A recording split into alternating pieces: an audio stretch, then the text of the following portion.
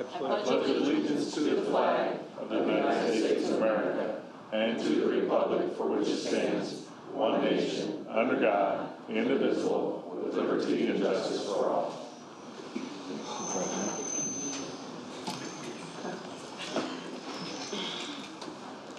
Scott, are you ready to start? I'm ready, let's bow. Oh, are you acquiescing to Val? You are so good, Scott. I'm trying to defer. Clock's running, guys. You're on. Whichever one wants to go first, step up to the mic. Clock's running. Welcome back, Dallas. How are you, man? Val, don't forget about Route 66. Sir, I won't even. Oh my God. I had to do some negotiating to get to go first here. I'm like,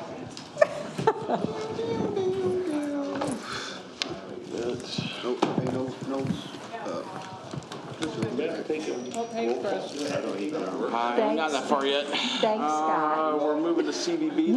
Just remember, this is a budget shot. I'm trying to get off that side. I know, The I guess is going to know. be about 8 But pages this is before a the end. step in the right direction. 132. You got pages for you? 132 CVB. Or no, it is OPED. Wrong. I was in the wrong place.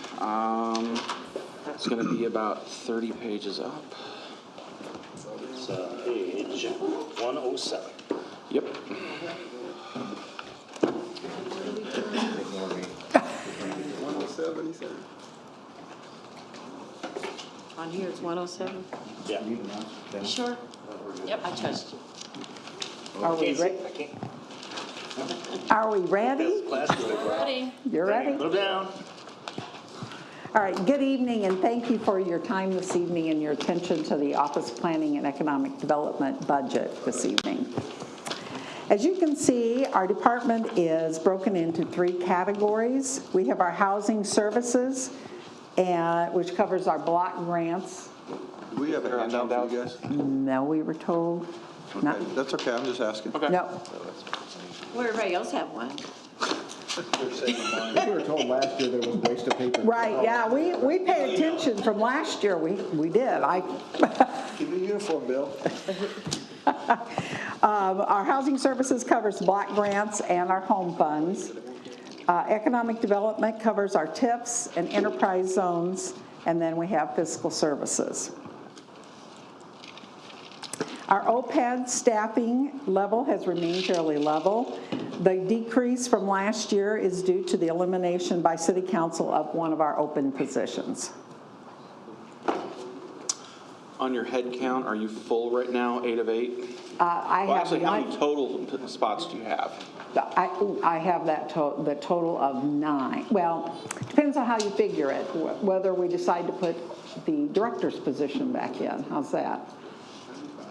Okay. Okay. All right. And I do have one position that I actually just interviewed for today. That's Okay, so technically right now, because you are acting right, under contract, right. we don't have a director, so that spot is not technically in the green sheets right now. But in your actual hired staff in the office, you are currently full. Yes. No, make Oh, wait, well, Megan, the one that I was, She left in late December. right, and I just interviewed for that position. So right now you have 7 of 8. Right. And you already interviewed for that spot? or Yes, posted? today, yes. Okay, thank you. Conducted the interviews, first interviews today. All right, our budget, all funds, some of the changes of note in our full department budget. Our fiscal year 2020 budget request of $13.9 million is up 1.68% from 2019 due to increased fund balances in some of the TIFs. Personal services is up with the addition of a director's salary and salary increases that were given in November. Contractual services are up due to moving the Lincoln Land EDC from line item that was awards and grants to this line item. I also added DSI funding to our budget, as I believe their mission and the mission of OPED complement one another. $50,000 planning grant for UIS has also been added in addition to our general operational line items. Electronic data processing is increasing for new software needs and computer updates as recommended by ISD. And interfund transfers has increased because our home award is increasing.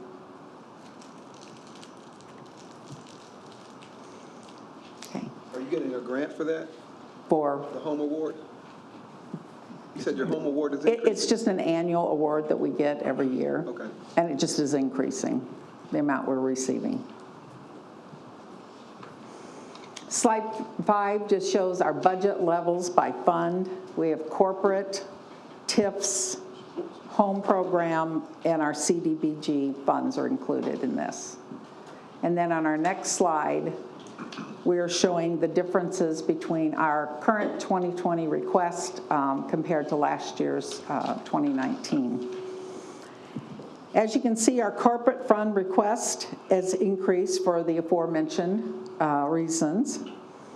We have an increase in funding requests for Madison Park Place, Jefferson Crossing, Dirksen Parkway, MacArthur Boulevard, and the Far East due to increased fund balances. You'll also notice that there's a decrease in the Enos Park and downtown TIF requests because we have spent down some of those fund balances. Do you have the boundaries for the new Far East TIF? Is that included in that, or would that be different? The Dirksen? No, that's separate. I'm sorry, I On didn't the, hear. on the new Far East TIF, are the amounts included in the new boundaries, or is that for the old boundaries? That's the old boundaries. So how would that We be affected? don't have any new boundaries yet. We haven't officially expanded that TIF. When is that going to be? No, it wasn't an expansion, it was just, he's talking about We extended the they life ex- of that. they extended the life of the TIF, so it wasn't an expansion of the area of the TIF, it was an extension of the TIF. We are working currently on the expansion of that Okay. TIF. And then another question, are you working on expanding the Madison Park TIF also? Not the Madison Park. What we've decided to do is expand the Far East TIF so that it connects to Madison, but because we have longer time frame on the Far East TIF, we decided to use that as the expansion point. Yeah, but it wouldn't connect to the current Madison Park place. It will go up and connect. Well, maybe I'm looking at the boundaries wrong, because it doesn't, the current Madison Park Place TIF, where does that stop at now? If I What was could, it? It's Clear Lake, yeah. when you connect TIFs together, you can port money from one TIF to the other. Right, I understand that, Yep. but the current boundaries of the Madison Park Place TIF stops at Clear Lake, correct? Mm-hmm. Okay, at one time you were talking about extending that from Clear Lake down to Pine Street, correct? Down 10th Street to Pine Street? Right. And then east to 14th Street? Right. That hasn't been done, correct? Right. What, No, Right. that has not not been yet, done, that's right? what they're working on with PGAV. But you are in conversation to do that, correct? Yes. Okay, that's the question that I was Okay. asking. Thank you. But in answer to the option that we're opting for is extending the east side TIF, that same boundaries that you're Like talking two- about, to touch Madison Park Place. Right, so it would come east Right. to 14th and then north Right. to, you want to go all the way to Clear Lake? Right, all the way Yes. up Stops to at Cook. where Madison, on 10th Street corridor, along that corridor, all the way up to Madison Park Place. So the Far East TIF, let's do this one at a time, because now you can, Mm-hmm. you're going to extend the Far East TIF east to 14th Street. And then, All the way to 10th, oh, you all the way. so you're going to take the Far East TIF all the way to 10th Street now? Mm-hmm. And then you're going to go north to Clear Lake? Right. Right, So you won't do the Madison Park extension, it'll just be the Far East extension? right, to connect up to it. Thank you, that's clear. So what are you calling the new TIF along Peoria Road up and down 9th Street? What's that going to be called? The Peoria Road TIF. Route You don't 66 have that TIF. on here yet. No, they did. No, because it hasn't generated any increment. Thank you. Any other questions? Any other questions? Yeah. Won't it generate money in 2019 and 2020? It will, but we still have to pay back the corporate for the setup. But shouldn't we still record the amount of money that it generates? We are recording the amount it generates. I know, but it's not on here. It should still be on here and then note how much we have to pay back. Correct. We can do that. Thank you. Vale, do you have more to brief, or are you at the conclusion? Are you ready for any questions at all? No, I mean, unless you have something specific about what we just discussed. Yeah, could you go back, I think it was the third slide that shows a breakdown of spending? Uh-huh.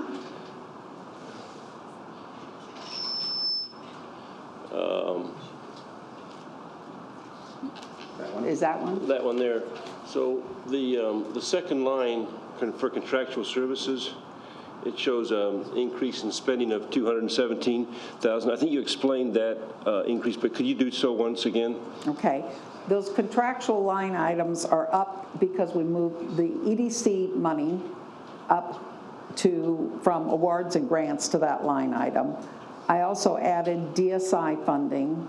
It just made more sense to me with their mission and our mission being complementing one another, so that was added up there.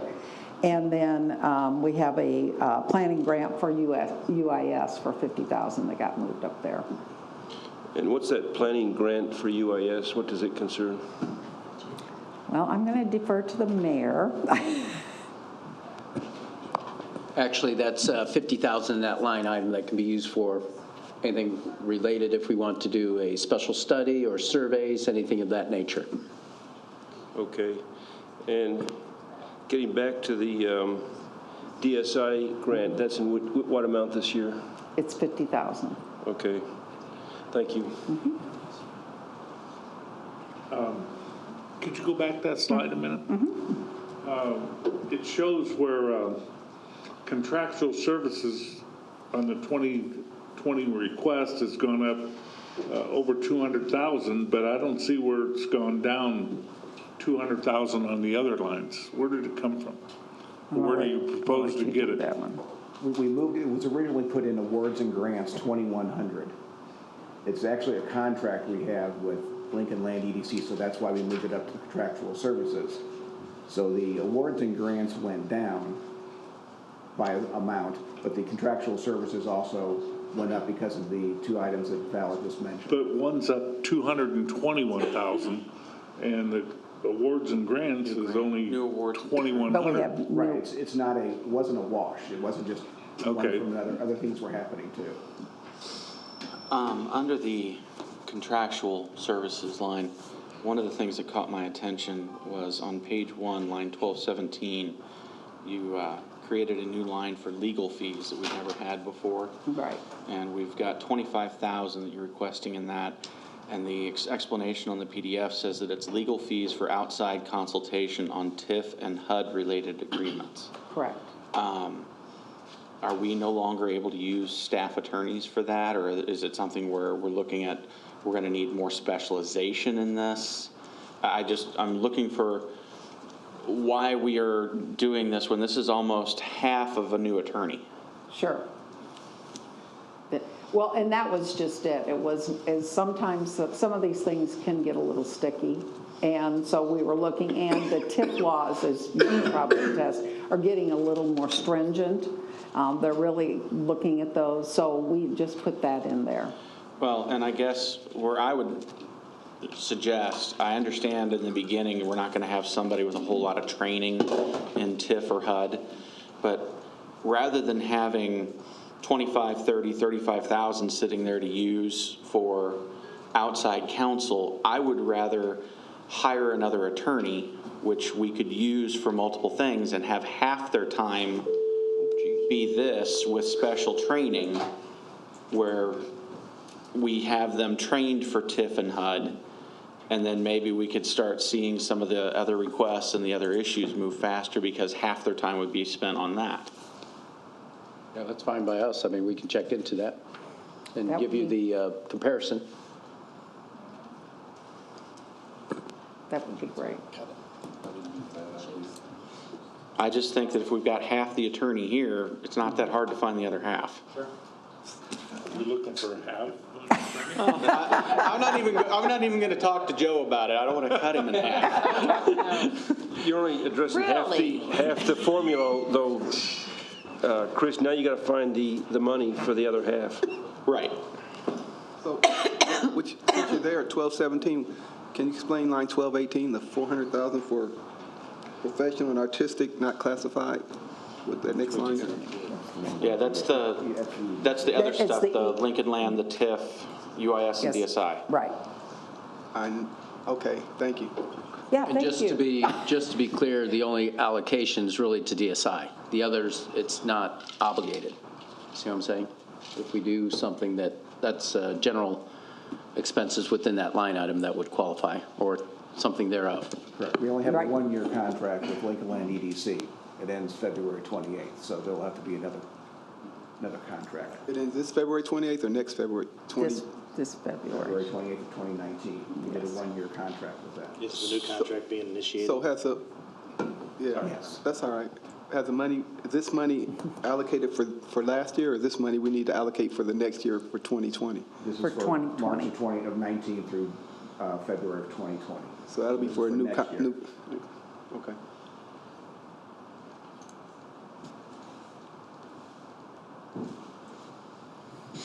Ready? Are we gonna have that ordinance drafted for the the- Lincoln Land EDC, or is that something that, so that it'll be on these I guess my question is, we get a lot of these,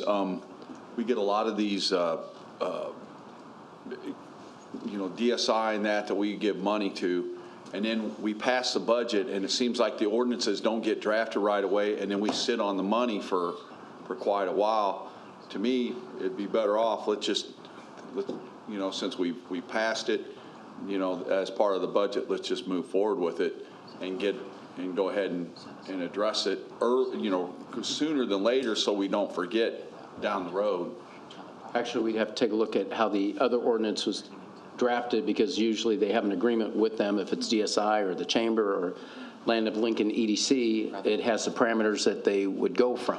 And so really, if that doesn't change, it'd just be the extension of that contract or that agreement. Right. Unless something changed within the deliverables with regards to that. But we'll have Corporation Counsel look at the wording, but it'd just be something that you're just continuing on for the next year, and nothing's changed within the agreement that we passed last year. Because I know we have Convention Center, we've got all these different entities that we need Right. to take care of, and just do it spending soon. out of that line item, though, has to still come back before us. We are appropriating the money, but the spending authority still has to be approved by the council, is that right? Right. That's what I'd defer to. I'm not sure if there's an ordinance or if it covers it within the budget. Once the budget's passed, or you have to have An ordinance that. to accept the agreement And then we need to- authorize the expenditure of the money, so it'll come back before. It will come back before. Yes. Easy enough. Okay, so on the green sheets, as you said, right now, your position right now is contractual. Right. But for the budget, we have the director in the green sheets, and it's budgeted for, what total amount is budgeted for a director position? 118,000. 118. And is that in line with what we've paid the position? Yes, Well, the last director's bank, when they walked out the door. 118. But we're not gonna start somebody at 118 unless we find somebody who's extremely. She's right there, Josh. I'm like, Alderman, really? Crushed me. We'd have to come forward with the appointment ordinance with regards to that, so it could be adjusted. I think Alderman Tylen's looking for that other half attorney. Well, if I go back to law school, will you I pay think we've me? got it in some other lines where we've got outside legal counsel that we, You could do that. yeah, I think if we looked for it, we could probably find it. So we're getting Val for a bargain director, correct? Well, you have been getting Val for a Yes. bargain director. All right. I've spent a year doing this job interview, so I hope I pass the muster. We thought you were interviewing us. Okay, any other questions on this? Okay, go ahead. Then we're past that. Oh, no, yes, there you go. So really, this year has been for OPED has been a year of building, rebuilding, and doing a lot of evaluating within our department. And we're pleased to report some of our accomplishments. We established the Lumber Lane TIF this year. We extended the Far East TIF and are currently pursuing a boundary amendment for that TIF. We have 8 projects for a total investment of $2.7 million and 5 infrastructure projects for $2.1 million. Our enterprise zone brought new investments of $27.1 million for new construction and rehabilitation, creating 70 new jobs and retaining 534 existing jobs. Our micro-lending through Justine Peterson to date, now that's not just this year, this is from when they started in 2016, has issued 80 loans for an investment of $965,000. Director, I do have a question on the community development block grants. What kind of things can someone apply for with that for their home, for their property? For property, we have home funds for home repairs that they can apply for. There's, if you're talking specifically homes, that's for homes their... and the property itself. Like, for example, this is actually starting to happen more and more in my ward, and I don't know, I think Kristen probably has it and Andrew as well, but we haven't talked about it. But there's a lot of people with older trees, and we've got issues where those trees aren't in the city easement, but they're larger, they're by the alley, they're in the backyard, they're next to the power lines. I've got a constituent who went to Juan's office trying to find assistance because CWLP said that they weren't going to take it down, even though it may, when this tree comes down, it's going to take down the lines. But they're not in a position where they can afford the $1,000 to take the tree down, $1,000 minimum from the quotes he got. I was just looking to see if there was something along those lines, or if we could do something along those lines in your office, because we do have these aging houses in our neighborhoods. I think that's really better kept in Public Works, and let's work through the Public Works arborists and their funding.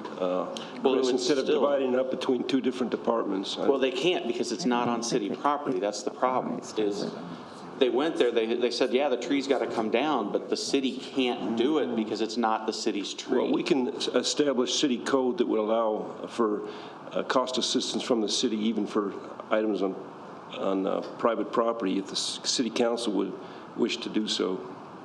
Yeah, the home funds for right now are for code violations, those sort of things. But, let me do a little looking just to see. I just off the top of my head, I can't think of anything, but I will check on that. Well, just trying to think outside the box. Sure. We do have some aging neighborhoods with older growth.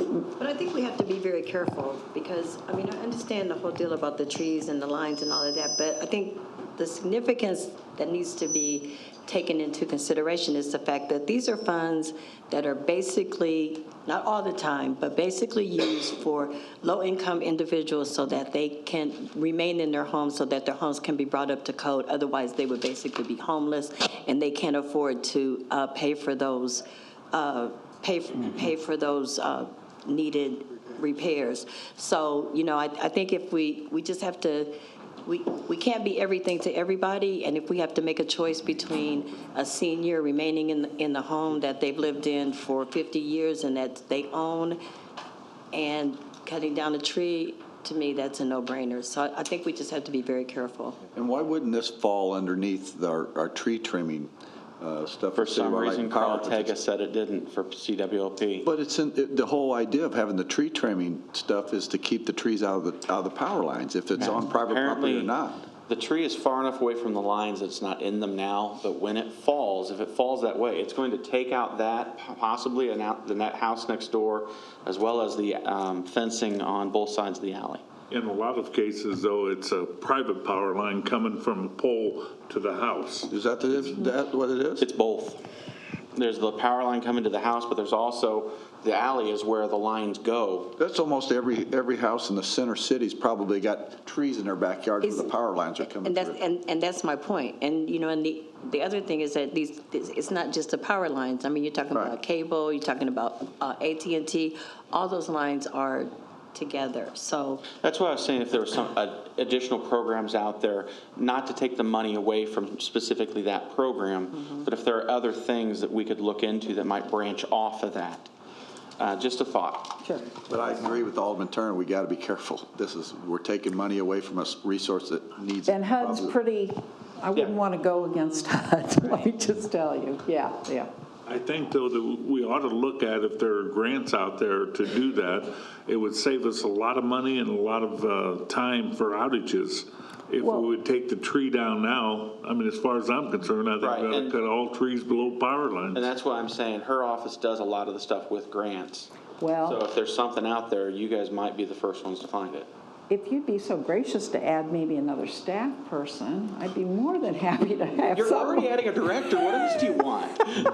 I'm what? Adding a director. Oh, yeah, okay. One of the Yeah. items, though, that with trees, that's an issue. I mean, with Nelson's tree cutting, I mean, how they drive down 9th Street and you see how they butcher trees. I mean, yes. that's one thing that we're trying to really grapple with. Oh, it was Lawrence a couple of years ago. Remember, Right. guys? So All we, of us that really have what the we need to Lawrence take a look corridor. at is tree replacement, but on public property. If someone cannot afford to take down a tree, I think everybody's right. You know, if it's a detriment, we need to figure out a way to do it. But it shouldn't be done So at the what we'll do expense is of the other we can set program. up a program just like they do under CDBG. You have income guidelines. So if someone falls within an income category and you know, if it meets certain requirements, we could create a special fund. It's not rocket science where we'd be able to do such a service, but it's just a matter of prioritization. So we'll research what other communities have done and see if that's something we can customize to our own needs here in Springfield. Thank you, Mayor. Yeah, I do have a question though about the D funds. What balance is available? Because when I approached your office, I think about a year ago and stuff, I was told there's a lot of money for brick and mortar and stuff to build, but Right. maybe not for services. Is that still kind of true? That there's still money available for? Right, for projects. whatever money you use for, like services, that sort of thing, you have to have brick and mortar is a percentage. What's 1585? 15% of what you spend can be spent for public service, so you have to have $85,000 worth of brick and mortar projects. So what would be a good term to use? I guess, what is the fund balance available for people who might have projects that come down the pipe? Is there funding available for projects right now? Brick and mortar? Mortar. Yeah, brick and Yes, mortar, yes. Yes. Do you know what that number might be? Well, every year we get about $1.2, $1.3 million from HUD in block grant funds, so the most we can spend would be 15% of that on public service activity, so the rest would be available for brick and mortar, less the money we use for salaries and program delivery. Okay, well, if you can get me what has been, I guess, committed, I guess, right now, and then what might be available with incoming cash flow, I guess, I'd be interested in knowing what that number might be. And that would be available citywide through all neighborhoods. Is that right? Yeah, Yeah. block grant But- funds have a low-income threshold, 70% of the dollars have to be spent on a low-income property, low-income. And what's that threshold? Depending on the size of a one-person household would be somewhere around $23,000. Okay, thank you.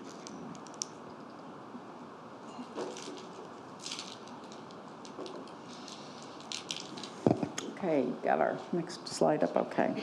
Our housing, is that, see, my eyes are not good. Am I on the right one? Yeah, okay, thank you. Our housing services helped 25 homeowners with rehab and minor repairs. One such story was an elderly gentleman whose furnace went out during the frigid weather at Christmas, and we were able to get someone out to replace his furnace within a day.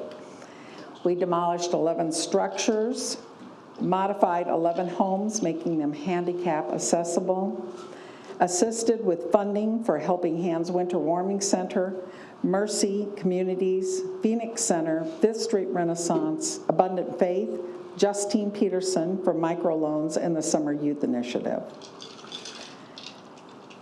They've also assisted in repair work for the Boys and Girls Club, renovation at Skill, and security issues at Spark.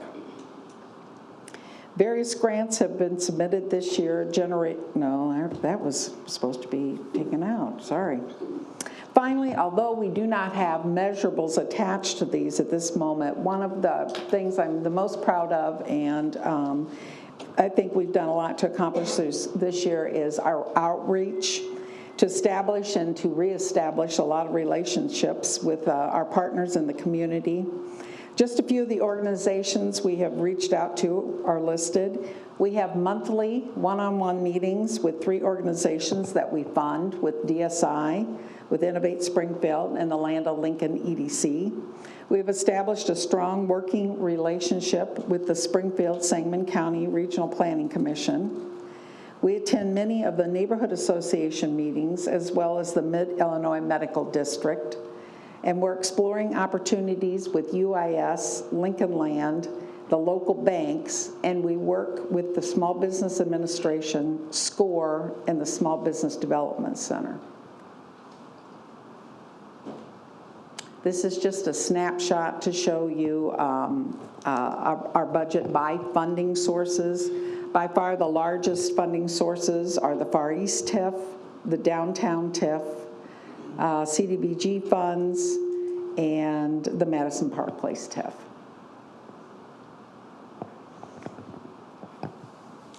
And finally, we're just showing you a snapshot of the OPEB budget request within the corporate budget, and that comes at 0.59%, or $743,372. All right, are there any further questions? Is that another slide to justify you as being the director? I would think. That's the first 9 days.